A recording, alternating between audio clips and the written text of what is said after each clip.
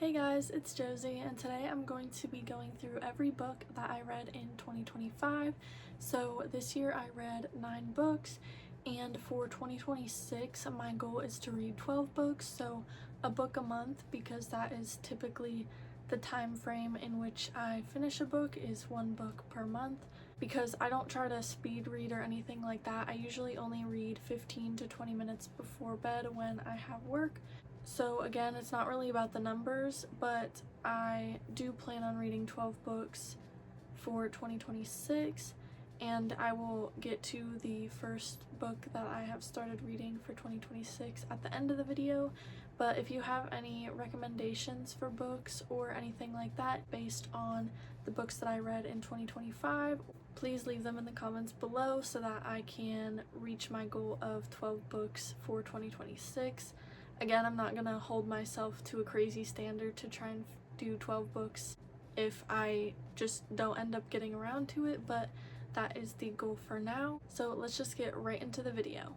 So the first book is Daydream by Hannah Grace, and it is the 3rd book in the Icebreaker series, and I gave it a 4 out of 5 rating. I really enjoyed this book and I would read it again, but I did not read the first 2 books, and I probably won't read the first 2 books. This series of books can be read as standalone books, so that's kind of what I did. I just picked the 3rd one based on just a couple different pages. I would like flip through the pages, read a little bit, flip through again, read a little bit.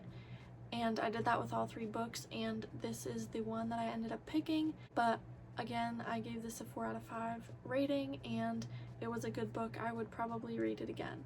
Next, I will be going through the Dream Harbor series by Lori Gilmore. So I read this series over the course of the entire year. I actually found the Cinnamon Bun Bookstore book first, and it is the 2nd book, so I waited to read it until I got the first one, which is the Pumpkin Spice Cafe, and then I slowly started getting the books over the course of the year because I wanted to buy them in store instead of ordering them, and ending with the most recent book because it was just released in September and I didn't read it until December. But the series as a whole I will rate 4 out of 5 stars.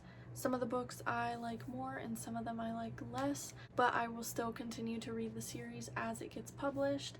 The series is a little too spicy for me, but I still continue to read it. I could do without most of those parts being in the book, so that's partially why the series as a whole is at 5 out of 5 stars, and a lot of these books have potential to be 5 out of 5 books. I just personally don't care for reading that stuff over and over again throughout the entire book, as I mentioned with the Icebreaker series, but I will still continue to read this series as it is published.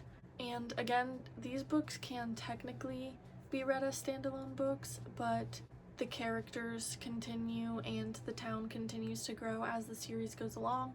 So I feel like I probably wouldn't read these as standalones, but you definitely can. So let's move on to individual book ratings. The first book in the series, The Pumpkin Spice Cafe, I give a 4 out of 5 stars. It was a really good book, a good way to start the series. The second book in the series, The Cinnamon Bun Bookstore, I give a 4 out of 5 as well. Again, it was a really good book and a great way to continue the series. The third book in the series is The Christmas Tree Farm, and I gave this one a 4.5 out of 5. So again, going back to being standalone books versus in the series, this one includes one of the characters' brothers from previous books, so that's why I just wouldn't read them as standalone books. And I'm pretty sure I was reading this one in the middle of the summer, but again, I still really enjoyed it. The next book in the series is The Strawberry Patch Pancake House, and I gave this one a 4 out of 5 as well. Again, it was a good book, and I like how it adds to the series and we get to learn more about all of the characters in the town.